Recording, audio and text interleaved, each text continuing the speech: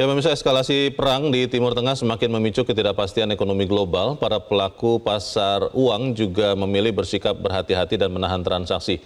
Sejauh mana perang di Timur Tengah ini mempengaruhi pergerakan bursa saham dan juga komoditas global? Kita akan membahasnya bersama dengan Ketua Umum Perkumpulan Analis Efek Indonesia, David Sutantyo. Mas David, selamat pagi. Selamat pagi, Mas. Ya, Mas David, kalau kita lihat, saya buka IHSG, pada pagi ini dibuka turun 1,13% di 6.828. Tapi kalau melihat nilai transaksi perdagangan itu relatif sepi ya, hampir 4,8 triliun. Kalau Anda lihat, apakah memang investor di Jakarta menahan diri untuk melihat sejauh mana eskalasi perang di Timur Tengah ini? Atau memang ini sudah reaksi yang sudah memperhitungkan kemungkinan eskalasi perang ini, Mas David? Ya, baik. Jadi kalau kita melihat di pagi hari ini ya, memang IHSG cenderung minus cukup signifikan ya. Jadi turun di awal 2%, tapi sekarang sudah mulai rebound lagi dan sekarang sudah hanya minus 1,1%-an gitu. Dan kalau lihat transaksi hari ini, justru ini malah menunjukkan sisi yang positif ya. Pertama, investor itu tidak panik. Jadi yang dikhawatirkan itu adalah kalau market investor itu bergerak panik, market akan bergerak secara overreaction. Kalau Ya. pagi hari ini saya lihat cukup wajar ya koreksi yang dilakukannya, meskipun memang IHSG telah mengalami koreksi sepanjang 4 hari terakhir, 4 hari beruntun, dari level 7.000 sekarang sudah masuk ke level 6.800-an. Dan kalau saya lihat memang investor sekarang cukup lebih dewasa ya dalam menyikapi situasi eskalasi ketegangan geopolitik yang terjadi.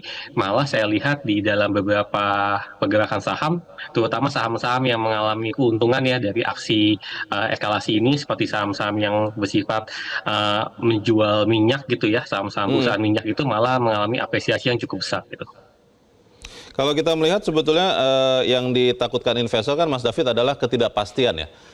Ketika kemarin banyak orang berspekulasi bahwa Amerika Serikat akan masuk, dan kemarin akhirnya menurut Donald Trump sudah menyerang dan terkonfirmasi 3 instalasi nuklir Iran, artinya kan ada kepastian. Apakah memang investor memperkirakan perang di Timur Tengah ini akan berumur atau berlangsung dalam waktu singkat sehingga kemudian menahan diri saja dan tidak panik, atau memang ada kemungkinan ini akan meluas, Mas David? Ya, ini yang masih kita nantikan semua ya. Jadi kita nggak tahu ini langkahnya. Karena kenapa? Karena kami di sini juga melihat nggak terlalu banyak urgensi sebenarnya dalam aksi penyerangan pertama kali dari Israel ke Iran, kemudian aksi balasan, dan sampai sekarang Amerika harus turun tangan langsung menyerang ke Iran gitu ya. Kami tidak melihat urgensi yang cukup signifikan di sana. Karena tapi memang kalau memang eskalasinya ini meningkat, tentunya investor baru akan khawatir dan mereka baru mulai akan mengalihkan asetnya ke safe haven. Dalam hal ini kalau kita amati ya pergerakan dari safe haven seperti emas, kemudian juga beberapa safe haven lainnya, ini belum bergerak cukup signifikan untuk meningkat. Bahkan komoditas yang paling berdampak yaitu adalah komoditas minyak. Ini sempat di hari pertama perang tuh naik 7%. Tapi setelah itu kenaikannya saya lihat cukup landai ya. Bahkan setelah serangan Amerika pun juga hanya naik sekitar 2%. Yang mungkin orang expected nih kalau misalnya investor mulai panik itu mungkin sekitar bisa naik 5-7%-an. Tapi kenaikannya hanya tertahan di 2%-an, dan bahkan saya lihat dalam beberapa jam terakhir juga mulai perlahan-lahan sudah mulai stabil dan turun kembali gitu. Nah, ini yang masih kita nantikan gitu. Apakah eskalasinya memang akan berdampak panjang? Meskipun memang Iran sudah mengkonfirmasi akan menutup Selat Hormuznya ya. Jadi kalau Selat Hormuz ditutup, ini tentu saja pasokan minyak dunia akan sangat terhambat, dan kalau pasokannya terhambat pasti harganya akan mengalami kenaikan. Jadi saya lihat di sini investor juga masih wait and see apakah perang nanti akan meluas eskalasi misalkan sampai Rusia dan China ikut campur, atau misalnya makin masif untuk serang menyerangnya. Nah, ini yang masih kita nantikan sih. Kalau kita lihat ancaman Iran untuk menutup Selat Hormuz itu juga kita ingin tahu seperti apa, karena yang kita tahu itu kan perairan internasional ya, Mas David. Bagaimana kemudian itu bisa benar-benar diblokade oleh Iran. Tapi katakanlah itu terjadi, banyak yang memperkirakan harga minyak mentah bisa naik dari sekarang itu sekitar 30%. Ada yang menyebut angka $100, ada yang menyebut angka bahkan $150. Seberapa mungkin harga minyak mentah itu menyentuh $100 kalau yang Anda lihat, Mas David? Ya, jadi yang pertama harus dipahami dulu, Selat Hormuz ini merupakan perairan internasional, akan tetapi jaraknya itu lebarnya itu hanya 30 kilometer. Jadi Hmm. dalam hal ini sangat-sangat mungkin untuk bisa diblokade ya. Karena selatnya sangat kecil sekali, kalau lihat di peta juga kelihatan selatnya sangat kecil sekali. Jadi biasanya itu Hmm. memang menjadi tempat yang paling mudah untuk memblokade aliran minyak dunia. Nah, Selat Hormuz sendiri itu dilewati sampai sekitar 30% pasokan minyak per harinya. Jadi Ya. kalau katakanlah selat ini diblokade, maka dunia tuh akan kehilangan sekitar 30% dari pasokan minyak dunia. Yang artinya kalau pasokannya turun, tentu berdasarkan hukum permintaan dan penawaran harga akan Hmm. naik. Harga naik. Nah, naiknya sampai sampai semana? Dulu setiap kali ada eskalasi di Timur Tengah, ya kalau kita secara historis, ini harga minyak ini pasti di atas 100 US dollar. Nah, Ya. saat ini sudah 70 yang tadinya awalnya hanya sekitar 60-an ya sebelum Hmm. adanya eskalasi ini. Nah, sangat besar kemungkinannya mungkin kalau satu opsi ditutup itu bisa mencapai 100 US dollar per barel. Tapi ini kan kita hanya bicara berdasarkan data historisnya ya. Tapi Ya. kalau misalnya melihat dari kenaikan sekarang tidak tahu signifikan. Mungkin kenaikannya mungkin tidak akan sampai sebesar itu dalam waktu singkat gitu. Jadi kenaikan akan perlahan-lahan, tapi tetap saja kenaikan harga komoditas ini pasti akan diikuti oleh perlambatan pertumbuhan ekonomi dunia. Nah, ini yang Baik. sebenarnya efek berantainya ini yang agak sedikit lebih harus diwaspadai daripada kenaikan harga minyaknya secara individual seperti itu. Oke, Mas David, tadi Anda sudah sempat sebut bahwa kenaikan harga eskalasi atau ketegangan memicu kenaikan harga minyak mentah dan itu juga memicu kenaikan beberapa saham di Bursa Efek Indonesia yang memang bergerak di bidang minyak dan gas. Pertanyaannya adalah apakah memang masih ada peluang di saham-saham energi itu, tapi ditahan dulu karena kita harus jeda terlebih dahulu. Dan pemirsa tetaplah bersama kami, Zona Bisnis segera kembali. Terima kasih Anda masih bersama kami dan kita masih berbincang bersama analis David Sutanto. Mas David, kalau kita lihat ada beberapa saham yang bergerak di bidang energi. Saya sebutkan beberapa, ada Medco, ada Energi Mega Persada, ada Aneka Kimia Raya, walaupun memang tidak langsung ya.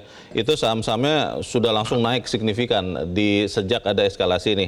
Kalau melihat ini, apakah memang saham-saham energi ini masih berpotensi untuk memberikan peluang profit, masih boleh dibeli oleh investor, atau Anda lihatnya seperti apa?